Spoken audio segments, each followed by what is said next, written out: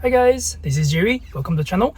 And today is a quite different video. I'm currently in China. I've been on holiday for about 4 weeks or so. I'm returning to New Zealand this week. So before I go, I just want to have a quick visit to the MG dealership in China. So just to show you what MG products are like in China instead of New Zealand or Australia. Hopefully we'll get some new products in the future. We're 100% sure we'll see the MG4 everything in the future as well. So yeah, I'll show you all the models, everything, give a quick tour, and I'll let you my impression and let you know the price, everything like that. Hopefully this is an interesting video. I'm not sure how the feedback is going to be. Let me know your thoughts down below. And if you're looking to purchase any MG in New Zealand, as always, please contact me. I'll leave all my contacts down below. First thing, a little background about the MG brand in China. So they entered the Chinese market sort of in the 2007 after Nanjing Motor purchased the MG, and then Nanjing Motor was acquired by the Shanghai Motor, which is the SEC Motor Group, which is the largest motor group in China basically for now. So MG is a small sub-brand under the umbrella.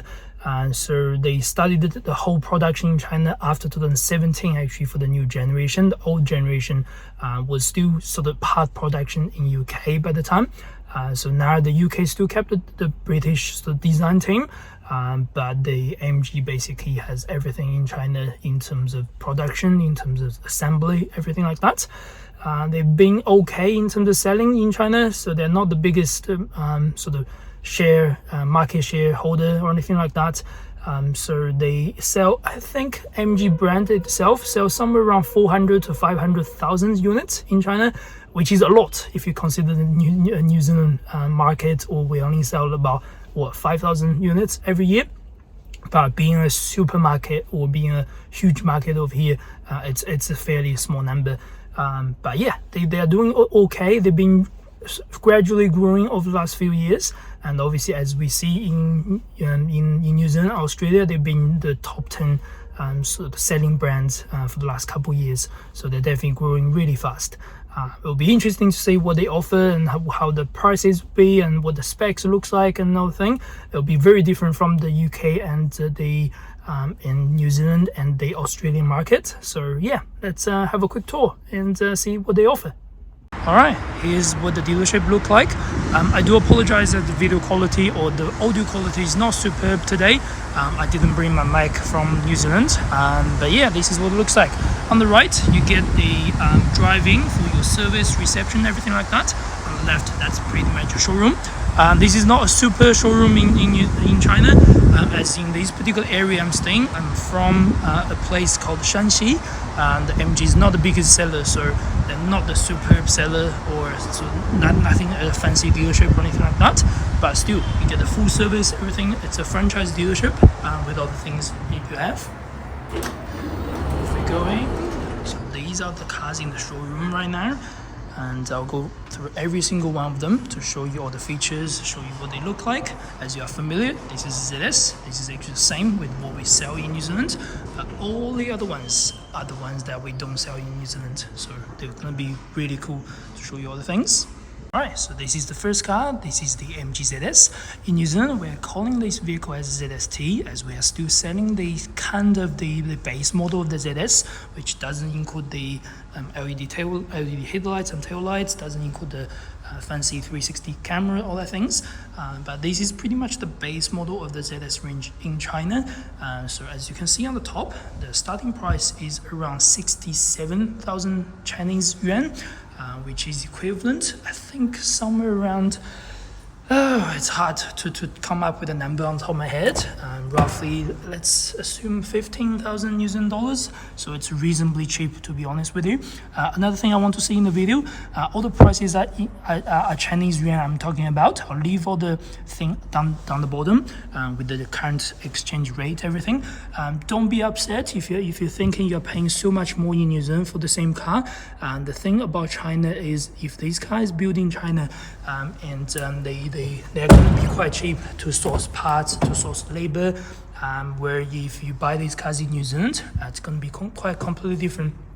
story, as there are tax, there are shipping costs, there are the local, local fees to pay and all that things. So there's always going to be a not a markup. I would say always going to be a different sort of prices between each of the vehicles, if we sell in China or sell in New Zealand and all that things. So yeah, this is the quick tour of this vehicle. So I've spotted a couple of differences. So on this vehicle, you do have the adaptive cruise control, everything, but this car does not have the blind spot like we have in New Zealand. Even the ZST base model does have that. It does have a 12-volt battery warning. Doesn't make much difference. The center console are pretty much the same. They do not have the hillside assist down the bottom, so that's a little bit different. And what do they have? Yeah, I think the steering controls are the same, the windscreen wiper are the same, and the mirrors are the same. Yeah, so the seats are the same as the base model ZST Core, but surprisingly, at the back they do have the air vents. So in New Zealand we don't have the air vents. So funny enough, the ZS, even the base model in China, does have the air vents and no armrest as per normal. So there's no. Yeah, and it's going to drive the same. This is 1.5 liter natural aspirate, but in New Zealand or in China it's called 180 DVVT. I don't know what that means. It's just the name of the thing. And the boot size are the exact same. It's still the spare, same sort of space saver, and two level in terms of dividers. So that looks just the same. There are no physical difference. And this means the SAC motor, where in New Zealand we're not going to have that. We just simply ZS or ZST models. So yeah, from the back, looks pretty cool in terms of its design, everything. And this is the one we are familiar. So next one, we are going to jump into the MG1. This isn't the car that's not sold in overseas market. It's purely for new Chinese market. Let's have a look. The front looks really aggressive. So this is what the next generation MG HS or HS PHEV gonna be look like, or similar look like in terms of the front design, in terms of lights, in terms of wheels potentially. So it's sort of the vehicle sort of based on the, I think, between the ZS and between the HS. It's more like crossover. You can see the ground clearance is not as high as the ZS, but it is designed to be a crossover. So very cool looking grille at the front. Look at that. Super cool. We get parking sensors. I'm pretty sure we got the assistance package, everything. And the wheels. That's a nice looking wheel. It's Continental, so, and 19-inch, so whoa, very big wheel. Looks quite nice on the side, the profile, the sharp lines, everything. Look at the wind mirror as well. So the wind mirror is mounted on the door itself, so it does help with the blind spot, everything. And it's like whole panel is black. Very nice. And the door handle does have keyless entry, keyless start. If we jump in, this is very nice. So it's got a whole new sort of design panel, which you get a big center screen plus the digital screen in the center. So it's all one piece basically. And on the left, you do have the control for the wind mirror, for the headlight, for all the things. Some people may not like it, some people may like it. It looks quite fancy, digital, but you do lose the sort of traditional, touch, where if you're driving, if you want to control your wind mirror or anything like that, you actually have to look on the left to see it. So yeah, that's maybe a disappointment for some, but the seats looks very cool. Look at that.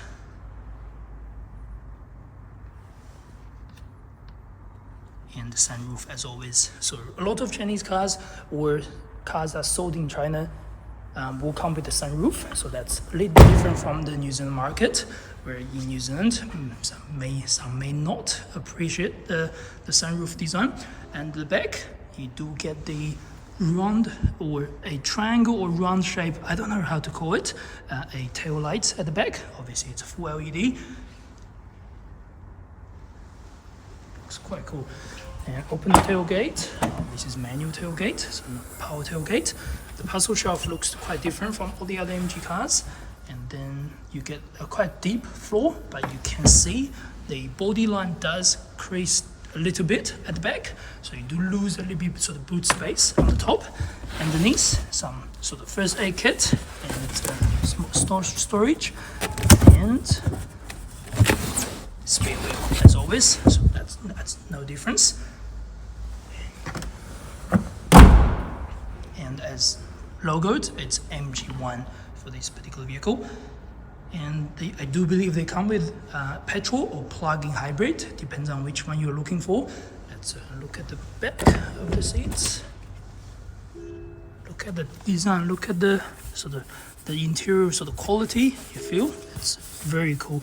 And I'm not sure if it's ventilated. No, it's not ventilated, but you can see the contrast. You can see the sort of stitchings in between. And this is definitely much nicer to sit on in summer or anything like that. As always, you get ISOFIX and all that things. And the orange seat belt. So a lot of MG cars in China are aimed for new generation or new customers, or young customers, I should say. So that's a little bit different from the user market. So, and that's why they use a lot of, let's say, new trim or fancy color for the combination. And look at the dashboard, looks very cool.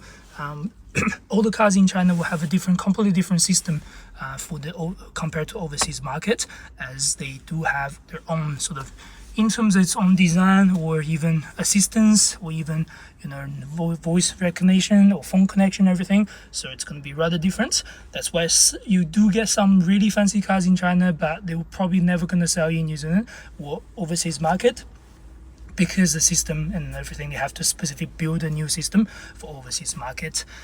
It's a small annoying thing. And we do have the Super Sport like the MG6, and we do have the piano sort of buttons on the right, on the left. That's actually quite similar to the MG4 that's going to be sold in New Zealand soon. So hopefully we'll see it by end of this year. And push button start. Very cool shifter lever. So it's all electric shifter lever. Yeah, very cool interior actually. I wish they have this interior in the MG cars in China, in New Zealand. That would be really easy to sell for its price, obviously. And here's a quick look at the price and the specification. So the MG1 does have to come with 2 different trim levels, I believe. They do come with Alpha, and they do come with Delta. Delta, this is a particular one, is about 4.579 meters long and 1.8 sort of width, and height is 1.6 roughly. The wheelbase is 2670, so quite good wheelbase. That's why when I set it back, it's very good. 1.5 turbos and CVT transmission. Average consumption is about 6.7. I think that's also optimistic, but maybe 7 is what you can expect. 0 to 100 is 8.1. And in China, due to the competition is so huge, they are actually putting MG1 against whatever. They're not naming the brand, but they're naming the vehicle model.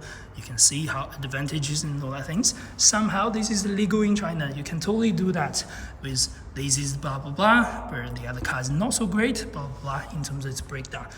It's very brave marketing, but it's just how it is. And for this particular vehicle, the starting price is 99. So the 99,000 Chinese yuan. In terms of size, it's very close to a, what should we compare on the market? It's the wheelbase itself is quite close to a RAV4, but the whole vehicle size is more like a Mitsubishi Eclipse Cross, I should say. It's more crossover, so it's a little bit lower on the ground compared to the standard SUV, but it's very cool. I'm pretty sure the driving and everything will be very cool. So yeah, that's the MG1. Next one, we have the MG6. So MG does offer a few sedans in the Chinese market. MG5 being the sporty sedan, it's a little bit smaller, but more like a coupe, sort of 4-door coupe shape, where the MG6 is the traditional sort of standard or mid-range sedan. Then you are also getting the MG7 in the future for the large sort of sporty sedan. So this is the MG6. So they've been on the Chinese market for quite long. I've seen a lot of these, the old generation of these 2018 to 2019 or 20, but on the road, as they are one of the biggest selling sort of cars for a lot of taxis or Ubers or you know all the like a new traditional sort of families, everything. The interior looks interesting. So the steering control is pretty much the same as the as what you call it at the standard MG cars in China, in New Zealand. Actually, there's no cruise control lever on this one. I guess this is the base model. There's no cruise control at all. But look at the panel in the center. So that's quite similar to the UK version, I believe. The center screen is very similar to the new UK version MG5, but obviously in UK MG5 is only offered in wagon, and the MG6 is a sort of sedan instead. As sedans are still really popular in China, where wagons are not so much. No one really buys wagons here. And if we look at the seats, yeah, it's a very fake leather. I'm not sure if it is factory or not factory. This doesn't look fancy, unfortunately, but it is a cheap car. I think this car starts at somewhere around 70,000 sort of to 80,000 Chinese yuan. So reasonable, good price, obviously, for what it is. And the door panel looks similar, or looks just plastic either. I don't like this leather. This red stitchings doesn't look expensive. This leather seats doesn't look expensive. Not even to the New Zealand standards. But yeah, the rear seats are very spacious. You'll notice, although this is a medium-sized SUV, I see the back. I've got tons of leg room. It's got so much leg room. The wheelbase cars in China is crazy. So all the cars in China are trying to do a long wheelbase, as it does help with the rear seating positions, everything. Makes people think you're buying an expensive car. But yeah, everything looks quite cool, or just ordinary, I would say. The screen itself is cooler than the steering, cooler than the non-digital dash. But yeah, it is okay, I suppose. But yeah, a lot of new customers are buying the new MG5 instead of MG6 these days. As it's just a slightly better design vehicle. But yeah, the seats are okay. The comfortness, there's no armrest, but you do have air vents and USB charging at the back. But look at how much space they have. Maybe in the future, if they do bring the plug-in hybrid or the electric version of this, some sort of New Zealand taxi company should consider this 100%. And at the back, we do have a very sharp tail light. That's very interesting design. Reminds me of AMG cars, something like that. But yeah, nothing fancy. And open tailgate, obviously just manual opening. And although this is advertised as a sedan, as you can see, it's lift back. That's interesting. I didn't know that before. So it's rather like a hatchback instead of a proper sedan that we see in the traditional market. I guess it does help with the boot space. It's reasonably large, to be fair. It's quite deep. You can see how deep it is. It's stretched all the way to the seats. Although you won't be able to stack up, but I'm pretty sure like 2 suitcases plus a carry-on bag and a few carry-on bags will be easily fit in this particular trunk space or boot space. A manual tailgate, just like that. And they do come with like 1.5 turbo, just like what they have on the MG everything like that. Wheels looks okay. I think, let's see, what's the size? I think this is probably 16, 17. I still can't find it, sorry. 17-inch wheels. Looks interesting. But yeah, personally I don't like this particular vehicle just for its interior design. It feels quite old, yeah, it doesn't look fancy or anything like that. But I'm pretty sure this is the base model.